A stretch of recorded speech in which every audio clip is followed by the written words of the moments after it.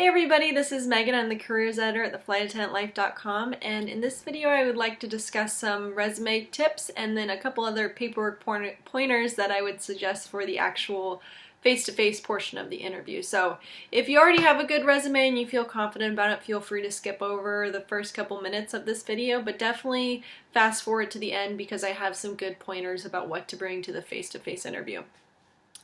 Okay, so resume. If you have never made a resume before, I definitely recommend, just for a good start, is Google a good resume builder. Find something that you can put all of your information in and it'll spit out a basic resume for you. And then I would highly suggest finding somebody that's business savvy or word savvy to critique it.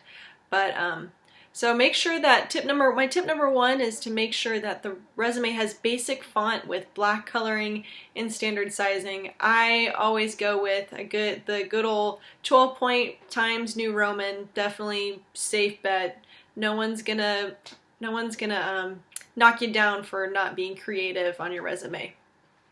So tip number two is keep your resume short and simple.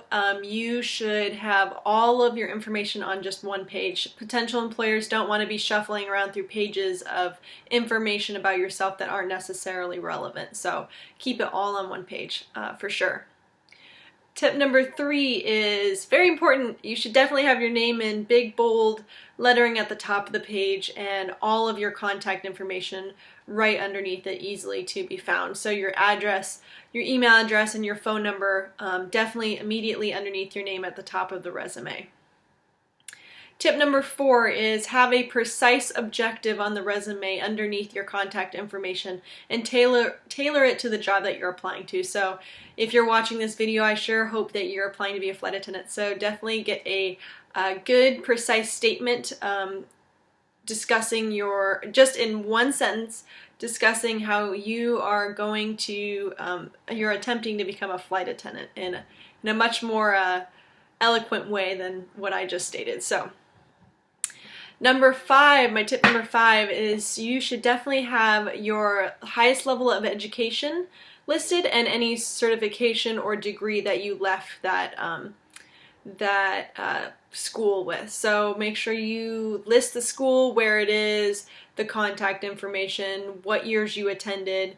I think on my resume I have my college and high school, so you can do that, but at least have the highest level of education on there. Okay, so tip number six is the main body of your resume should list your work experience, relevant work experience, in order from most recent to least recent. And then tip number seven is actually you should name your main job duties in a concise manner underneath each work experience. So that should be the main body of your resume. Towards the bottom,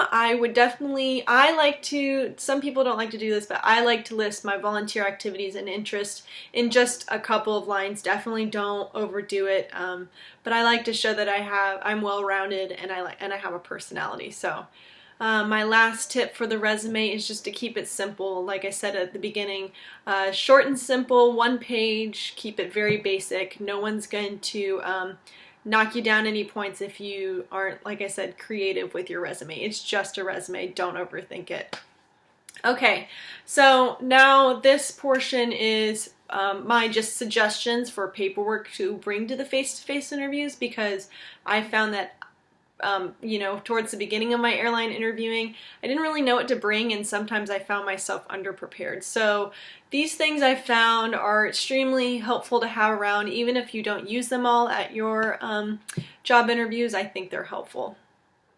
I suggest having a couple of copies of your resume. I would suggest at least 5. That's definitely always something you're going to want to have on you for any of these interviews, for sure. If you don't have a passport and you want to become a flight attendant, go ahead and apply right now. You should definitely bring a couple of copies of your passport to these interviews, and as well as a couple of copies of your driver's license and or birth certificate, because they're going to want to see 2 forms of ID, and I always like to keep copies of that with me when I go on these interviews. Another couple other things that I like to bring that I have found to be helpful and kind of impressive to bring with me are I like to bring a copy of 3 professional references, their contact information. So I bring like 3 copies of my 3 references and all of their contact information, what their job titles are, you know, where they work, and how to get in touch with them, their emails and their phone numbers. So I think that's an impressive thing to bring with you for a face-to-face interview. And last but not least, this is, if you do get the job, this is extremely helpful to have.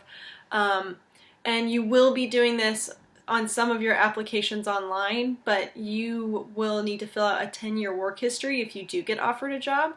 So I think that bringing a copy of your 10-year work history speeds up the paperwork process. It definitely has done that for me, and I was so happy to have just...